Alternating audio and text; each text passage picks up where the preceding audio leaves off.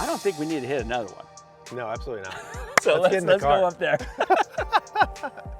Let's talk about the focus idea first. Yep. So I look at focus as there's an awareness, which is very much environmental, okay? We call that broad external, okay? Now you've never been here before, so this is really cool because everything's new. Now you can ask me anything as if I'm the caddy on this. So awareness is, what is my environment?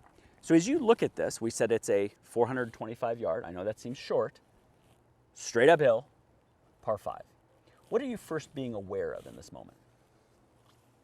I think it's normal to think about where your miss is. Totally. And then what that hole presents itself in reference to your miss, right? So 100%. For me, the first thing I thought when I saw this hole is, well, like any amateur golfer, I can miss it both ways, but the more common one is a miss right.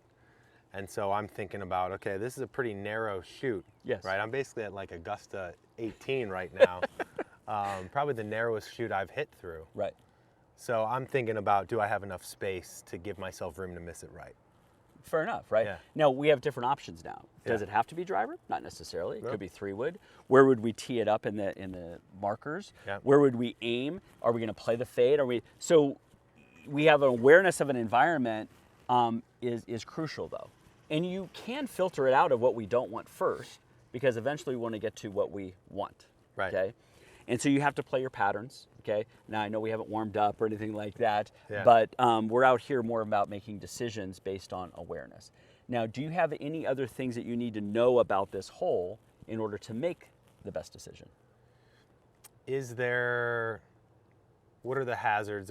Is there a better place to be on this hole, I guess is the question. Yeah, I think in a perfect world, yeah. Okay, we have a slope of a fairway that goes from left to right. Okay. So being on the left side, we'll kick it down into the middle.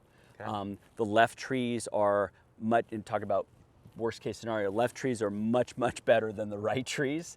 Those cypresses on the right, very thick. The ones on the left, sometimes a ball could go through, and you have that banking on the left that could kick it to the right. So left center is better than right center. There are no fairway bunkers. The rough is very, very light here for our first shot. As we get to the next shot, we certainly can talk about that there is a false front and there's certain things like that. But this tee shot, pretty much straight ahead. It does bank to the right. We have no wind right now. Yep. We have the elevation. So I think we have the main parts of awareness. Now we're analyzing it based on your skills, and you've already kind of tapped into that. What's your pattern?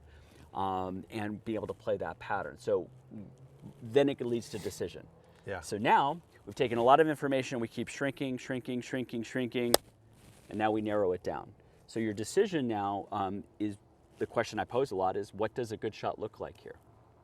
What club are you using? I'm hitting driver. Where's it going to start? I think it's going to start left. You think it's going to start left? It's going to start left. Okay. And I'm hoping it either... You're hoping?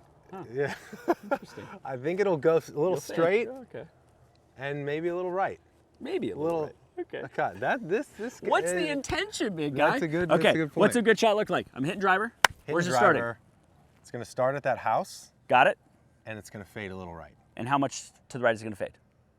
5 yards. 5 yards. Awesome. Club choice, starting point, ending point. Yep. Wonderful. Yep. So now we've made a decision. Yep. Okay. So back here is a lot of that decision making, which is narrowing a focus based on your skill sets and where you're feeling at this moment. Yep. And then as we step into the shot, we get into what we call perform state, right? Back here is still a little bit of thinking, and then we want to go perform the shot, execute the golf shot. Yep. So I think we're ready to go. Let's do it. Let's do it. All okay. Right.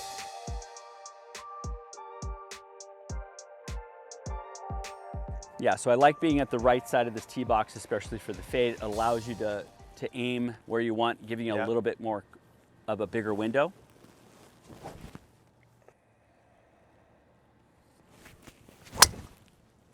Okay, just observe it. For everyone there, I just got to say, I don't think you realize how happy I am with that. To get off the road, an hour drive, on camera, after hitting it. I mean, the funny thing about this type of thing, for the average 8 to 15 handicap out there, I'm an 8 right now. To be on camera, knowing all of the terrible misses you've had in the past, I could feel my ego while you were talking. it's actually even hard to understand or listen to you, because my ego is thinking, okay, what's the swing key gonna be, right? What are you gonna do to make sure that you get this up in the air? Sure. Right? All of those things. And so for me, what really helped in my last round as like a sensory key, not a positional, Yes. is just not needing to overpower anything, be patient. My sensory key right now, just so you know, Yes. is, I kind of make a joke with myself. It's like my Fat Joe. It's my Fat Joe key. It's the lean back Okay. feel, where that helps me kind of stay in it, get into my left side, because my tendency is to rotate too soon. It gets out and then I have no chance. Sure. Right? So this, and not feeling like I need to really overpower anything, Right. like to hit what looks like a fairway, we'll see.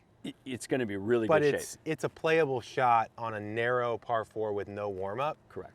I mean, that's I'm really happy with that. Wonder, and something that I'll keep throwing at you as we do this is I want to know, one, were you committed to the shot? Yeah. Okay, great. Yeah. So I'm gonna always ask you what led to that. And there could be multiple things. It could be the clarity we talked about with focus. It could be, oh wow, I actually thought through the shot, or I had a simple swing thought or feel, right? We want to keep shrinking down where our attention could go, Right. and bring it down there.